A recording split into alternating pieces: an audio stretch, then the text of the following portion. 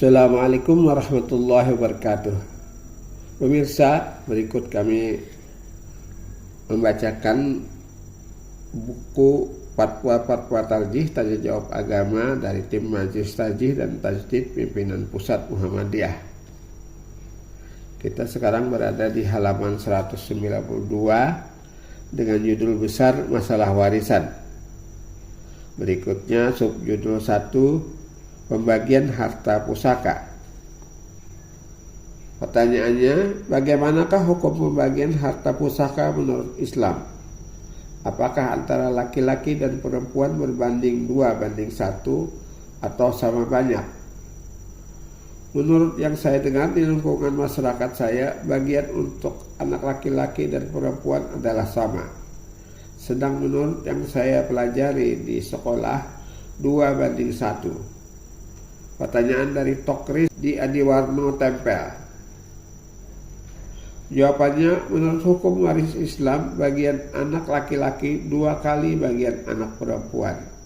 Sehingga perbandingannya ialah 2:1, sebagaimana saudara pelajari.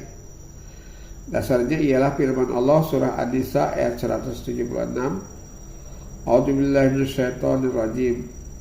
Wa in kanu ikhwatar rijala wa nisa'am falidzakari mislu hajjil unsayain yubayyinullahu lakum an tadillu wallahu bikulli syai'in alim. Artinya, dan jika mereka antar kurung ahli waris itu terdiri dari saudara laki-laki dan perempuan, maka bagian seorang laki-laki sebanyak 2 bagian dari seorang saudara perempuan. Allah menerangkan antar kurung hukum kepadamu supaya kamu tidak keliru, dan Allah mengetahui segala sesuatu. Jadi berdasarkan ayat itu, kalau seorang meninggal dunia dan meninggalkan harta peninggalan, sedang ahli warisnya seorang anak laki-laki dan seorang anak perempuan, maka harta itu setelah dikurangi untuk membayar hutang, ongkos pemeliharaan jenazah, dan untuk melaksanakan wasiat yang tidak boleh melebihi 1/3 harta kekayaan, dibagi menjadi 3 bagian. 2 bagian untuk anak laki-laki, sedang 1 bagian untuk perempuan. Hal itu adalah hak tiap-tiap anak, baik laki-laki maupun perempuan, sesuai dengan hukum yang telah ditentukan dalam ayat di atas. Mengenai anak perempuan, menghendaki sama dengan bagian anak laki-laki, tidak ada halangan atas kerelaan dari saudara laki-laki. Tegasnya, saudara laki-laki memberikan hak baginya itu kepada saudaranya perempuan. Kalau pemberian itu dilakukan dengan ikhlas, akan mendapatkan pahala. Dan sebagai saudara perempuan, menurut ajaran agama juga harus berterima kasih kepada saudaranya laki-laki atas pemberiannya. Sekarang kita memasuki subjudul 2, pembagian harta sebelum seseorang meninggal dunia. Pertanyaannya, di desa saya ada pembagian harta sebelum seseorang meninggal dunia. Hanya saja pembagiannya tidak sama. Yang tertua dapat banyak karena orang tua ikut padanya, sedang yang termuda mendapat sedikit. Bagaimana hukum pembagian seperti itu?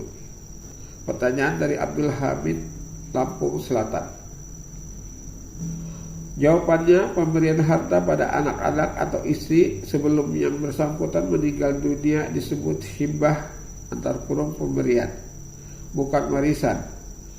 Pemberian hibah pada anak-anak harus adil, sesuai dengan hadis riwayat Muslim dari Nu'man bin Bashir,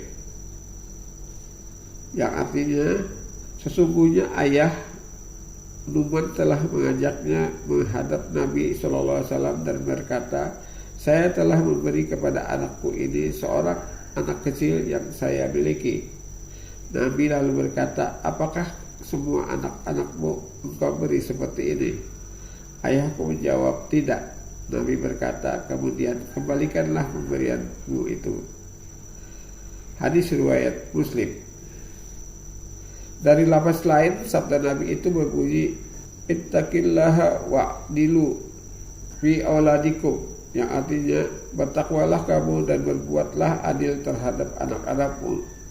Pada lafaz hadis lain berbunyi, "Fala tushhidni idzan fa inni la ashhadu alla jurin." Artinya, maka jangan engkau saksikan kepadaku antar kurung Nabi, karena saya antar kurung Nabi tidak mau menyaksikan perbuatan yang tidak adil. Perintah untuk menarik kembali pemberian itu menunjukkan tidak dibolehkannya pemberian kepada anak-anak kalau tidak adil. Demikian pula ketidaksediaan Nabi SAW untuk menyaksikan pemberian itu. Bahkan Nabi menegaskan pemberian yang demikian adalah suatu tindakan jur, yang artinya perbuatan yang tidak adil.